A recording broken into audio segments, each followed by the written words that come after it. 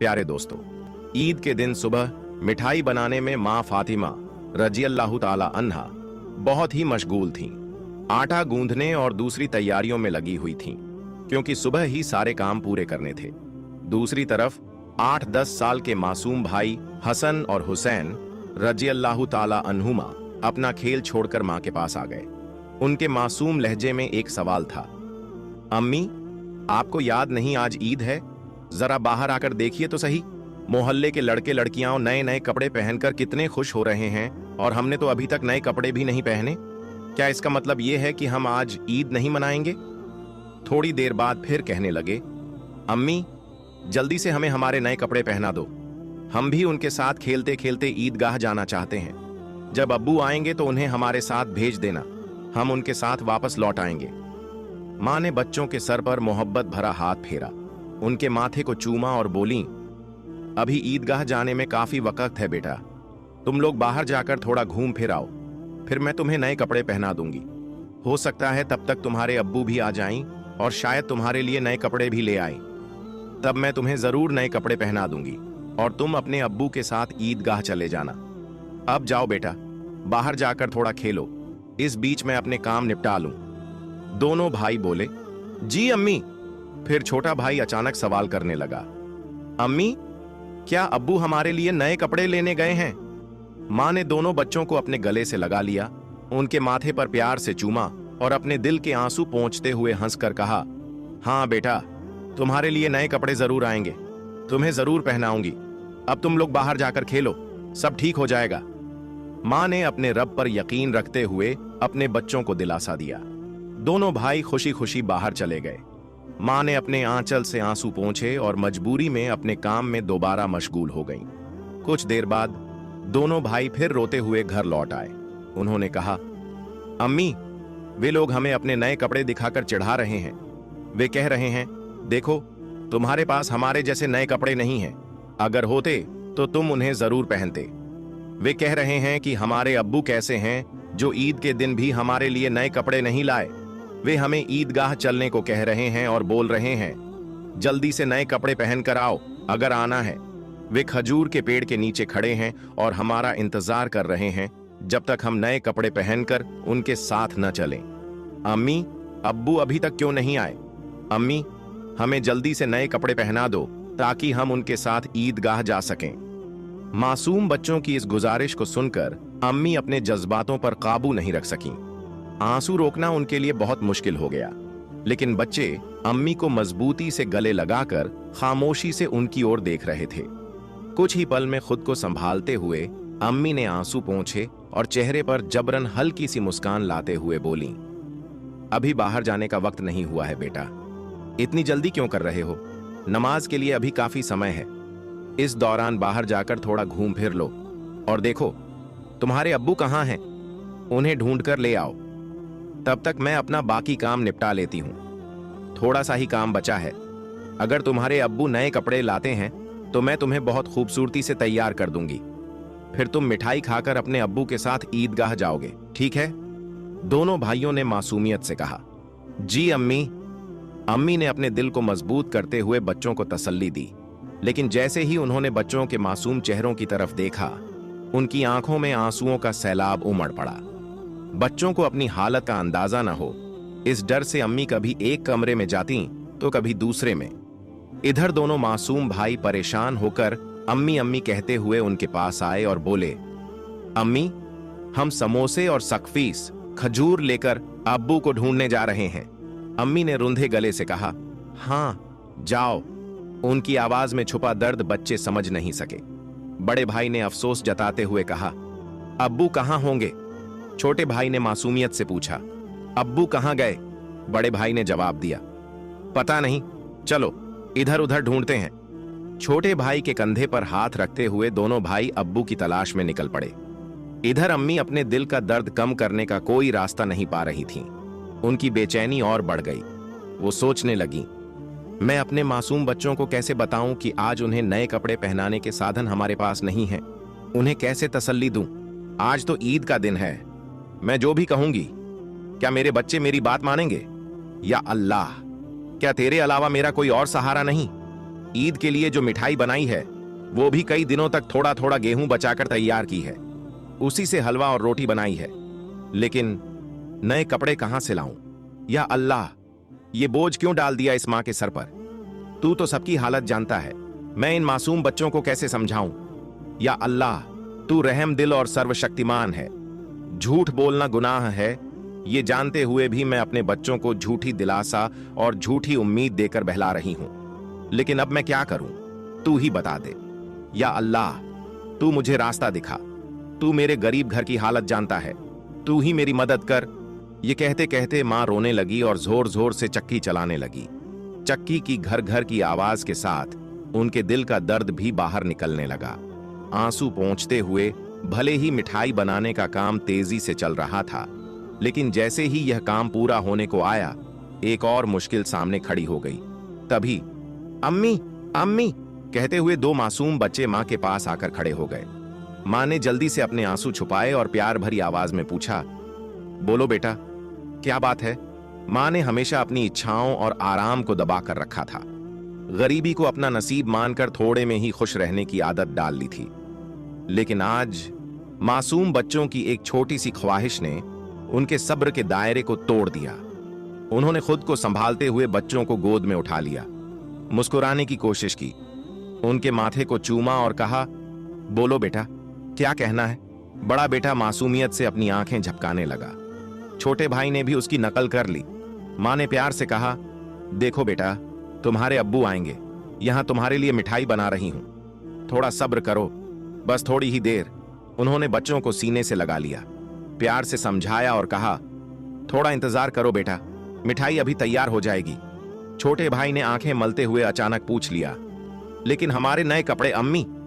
ये सुनते ही मां चौंक गईं, जल्दी से बोल पड़ी, अरे बेटा, ऐसा करते हैं, तुम लोग जाकर पहले नहा लो, अभी तक नहाए भी नहीं हो। दोनों भाई एक साथ बोले, नहीं अम्मी, अभी तक नहीं नहाए। मां के लिए मासूम बच्चों से छल करना बहुत दर्दनाक था। उनका दिल अंदर ही अंदर रो रहा था। लेकिन उन्होंने हंसते हुए कहा, बेटा, बिना नहाए कोई ईदगाह जाता है क्या? जाओ जल्दी से नहा लो, सब तैयार हो जाएगा। दोनों भाइयों ने खुशी से कहा, ठीक है अम्मी, हम अभी जाकर नहा लेते हैं, आप सब कुछ तैयार रखना, हम जल्दी से आ जाते हैं। फिर दोनों भाई खुश होकर नाचते हुए बाहर निकल गए। मां ने दुआ की, जाओ बेटा, अल्लाह हाफिज। बच्चे तो चले गए, लेकिन मां के दिल में चिंता और गहरी हो गई। उनका दिल जैसे एक अथाह सागर में डूब रहा था। मां सोचने लगी, जब वे वापस आएंगे और कहेंगे, हमें नए कपड़े पहनाओ, हम ईदगाह जाएंगे, तब मैं क्या करूंगी? अब मां का मन और नहीं संभल सका। उनकी आंखों से आंसू बह निकले। वो सजदे में गिर पड़ी और अल्लाह से रो रो कर दुआ करने लगी, या अल्लाह, तू ही मेरा सहारा है, इस बेबस मां की मदद कर, मुझे इस कठिनाई से बाहर निकाल, तेरे अलावा मेरा कोई नहीं है, मुझे राहत दे, इस मुश्किल से छुटकारा दे। इसके बाद मां जैसे बेसुध होकर बड़बड़ाने लगी, या अल्लाह, तू तो मां के दिल को समझता है। 3 बार मासूम बच्चों को बहला फुसलाकर मैंने किसी तरह संभाल लिया, लेकिन अब क्या करूं, क्या कहूं? तू ही मुझे सहारा दे, तू सब कर सकता है। फिर उन्होंने जोर से चीख कर कहा, या अल्लाह, तू सब कर सकता है, तू सब कर सकता है। इधर नहाने के बाद दोनों भाई खुशी खुशी हाथ में हाथ डाले घर की ओर चल पड़े। कुछ ही देर में हंसते खेलते दोनों भाई घर पहुंचे और जोर से आवाज लगाने लगे, अम्मी अम्मी, हम आ गए। लेकिन मां की तरफ से कोई जवाब नहीं आया। छोटा भाई मासूमियत से बड़े भाई की ओर देखने लगा और धीरे से पूछा, भैया, मां बोल क्यों नहीं रही? क्या मां सो रही है? बड़े भाई ने छोटे भाई को बाहों में भर लिया और उसे दिलासा देने लगा। मैं देखता हूं। जैसे ही बड़ा भाई मां को जगाने के लिए हाथ बढ़ाने ही वाला था, अचानक दरवाजे पर जोर से दस्तक हुई। बड़े भाई ने घबराते हुए पूछा, कौन है बाहर? बाहर से कोई जवाब नहीं आया। दोनों भाई सहमकर एक दूसरे को देखने लगे। छोटा भाई डर के मारे बड़े भाई से चिपक गया। फिर से दरवाजे पर जोर से दस्तक हुई। डर और घबराहट से दोनों भाई जोर से चिल्ला पड़े, अम्मी अम्मी, बाहर कौन है? लेकिन मां की तरफ से फिर भी कोई जवाब नहीं आया। इस बार दरवाजे पर खटखटाने के साथ कोई भारी चीज घसीटने जैसी आवाज भी सुनाई दी। दोनों भाई डर गए। उन्हें पता था कि अगर कोई रिश्तेदार, परिवार का कोई बड़ा या पड़ोसी घर पर आता तो वह हमेशा सलाम करता, लेकिन यहां सब कुछ उल्टा हो रहा था। बड़े भाई ने छोटे भाई को और कसकर गले लगाते हुए कहा, मुझे समझ नहीं आ रहा ये क्या हो रहा है। अम्मी भी कुछ बोल नहीं रही हैं। डरते डरते दोनों भाई दरवाजे के पास गए। जैसे ही वे वहां पहुंचे, बाहर से फिर से जोर से खटखटाने की आवाज आई। दोनों भाई घबराकर थोड़े पीछे हट गए। फिर जोर से चिल्लाकर पूछा, कौन है दरवाजे पर? बाहर से आवाज आई, मैं दर्जी हूं, दरवाजा खोलो। दोनों भाई हैरान रह गए। उन्होंने पूछा, दर्जी, आप यहां क्यों? बाहर से फिर आवाज आई, हां, मैं दर्जी हूं, दरवाजा खोलो, मैं तुम्हारे लिए नए कपड़े लेकर आया हूं, उन्हें ले लो। जैसे ही यह सुना, दोनों भाइयों ने जल्दी से दरवाजे की कुंडी खोली। सामने एक आदमी खड़ा था, नए कपड़ों की गठरी के साथ। दोनों भाई एक पल के लिए सन्न रह गए। दर्जी ने कपड़े उनकी ओर बढ़ाए। बड़े भाई ने झटपट सारे कपड़े अपने हाथों में ले लिए और छोटे भाई का हाथ पकड़कर तेजी से दौड़ते हुए मां के पास पहुंचा। उधर मां अब भी संभल नहीं पाई थीं। उनकी आंखों से आंसू रुकने का नाम नहीं ले रहे थे। अम्मी, अम्मी, देखो, बड़े भाई ने खुशी से चहकते हुए कहा, दर्जी हमारे लिए कितने सुंदर सुंदर नए कपड़े लेकर आया है। जल्दी से हमें कपड़े पहनाओ, हमें ईदगाह जाना है। बड़े भाई की बात सुनते ही छोटा भाई भी उछल पड़ा, हाँ अम्मी, जल्दी करो, अगर देर हो गई तो हमें नमाज का समय नहीं मिलेगा। मां यह सुनकर हैरान रह गईं। कुछ पल तक बच्चों को टकटकी लगाए देखती रहीं, फिर उन्हें गले लगाकर फूट फूट कर रोने लगीं। इसके तुरंत बाद उन्होंने बच्चों को छोड़ दिया और सीधे सजदे में गिर गईं। या अल्लाह, तेरी मर्जी को कौन समझ सकता है। उन्हें तुरंत समझ में आ गया कि जो व्यक्ति दर्जी बनकर नए कपड़े लेकर आया था वह असल में दर्जी नहीं था। निश्चित ही वह अल्लाह के भेजे हुए फरिश्तों में से एक था। मां सजदे से उठी और जल्दी से बच्चों से बोली, जाओ, उसे मेरा सलाम कह देना और कहना कि वह आज हमारे घर से विदा हो जाए। लेकिन बच्चों को यह बात याद ही नहीं रही।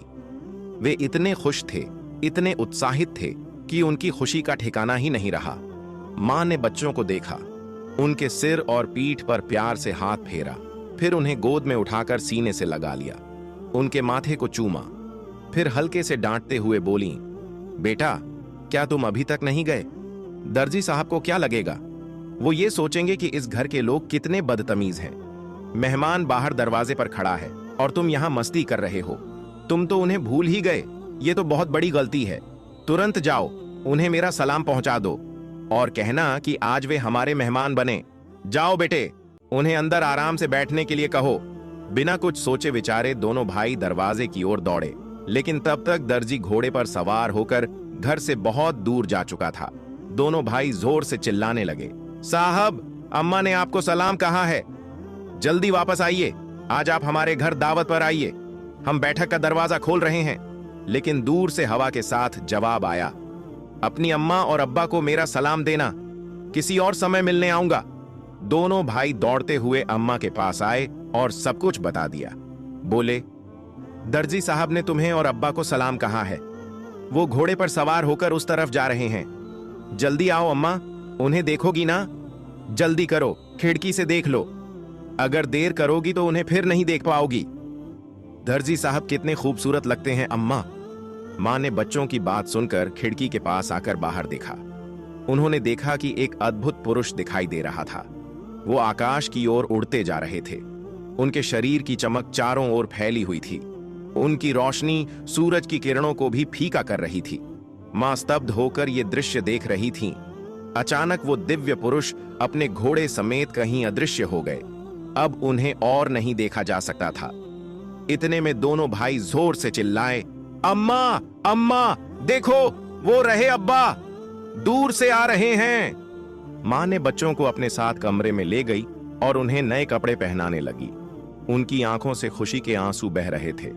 दोनों भाइयों ने हैरानी से पूछा, अम्मा, अम्मा, आप क्यों रो रही हैं? मां ने प्यार से बच्चों को सीने से लगाया और कहा, बेटा, मैं क्यों रो रही हूं ये तुम अभी नहीं समझोगे। तुम्हारी उम्र भी इतनी नहीं हुई है, लेकिन आज से ये बात हमेशा याद रखना, एक पल के लिए भी अल्लाह ताला को भूलना मत। अल्लाह को हमेशा याद रखना, जो हमेशा अल्लाह को याद रखता है वो कभी भी मुसीबत में नहीं पड़ता। अगर तुम इस छोटी सी बात को अपने दिल में बसा लोगे और जिंदगी भर अल्लाह को नहीं भूलोगे तो देखोगे कि अल्लाह हमेशा तुम्हारी मदद करेगा। वो तुम्हें कभी मुश्किलों में नहीं डालेगा। मां अपने बच्चों को यही नसीहत दे रही थी और साथ ही उन्हें नए कपड़े पहना रही थी। जब बच्चों को सजाने का काम पूरा हो गया तो मां ने सुरम्मे का डिब्बा लाकर छोटे बेटे की आंखों में सुरम्मा लगाया। बड़े बेटे की आंखों में सुरम्मा लगाते ही दरवाजे के बाहर से आवाज आई, अस्सलामु अलैकुम या फातिमा जहरा। अंदर से हजरत फातिमा रजीब ने जवाब दिया, वलैकुम अस्सलाम या अली करीम। छोटा बेटा तेजी से दौड़कर बाहर गया और खुश होकर चिल्लाने लगा, अब्बा आ गए, अब्बा आ गए। बड़ा बेटा भी बाहर जाने ही वाला था, लेकिन मां ने उसे रोक लिया क्योंकि उसकी आंखों में सुरमा लगाना अभी बाकी था। मां ने थोड़ा गुस्से में कहा, बैठो बैठो, पहले सुरमा लग जाने दो। इतने में छोटा भाई अपने अब्बा का हाथ पकड़कर अंदर ले आया। तब तक बड़े भाई की आंखों में भी सुरमा लग चुका था। दोनों बेटों को देखकर अब्बा हैरान रह गए और बोले, ये क्या, इतने सुंदर कपड़े, ये कहां से आए? फिर दोनों भाई अपनी मां और अब्बा से लिपट गए और खुशी जताने लगे। हजरत फातिमा ने बच्चों की आवाज शांत कराते हुए हजरत अली को पूरी घटना सुनाई। हजरत अली यह सब सुनकर सिजदे में गिर गए और दुआ में कहने लगे, ऐ अल्लाह, तेरे लिए कुछ भी असंभव नहीं है। तू महान है, तू अजीम है, तू रहमत वाला और सर्वशक्तिमान है।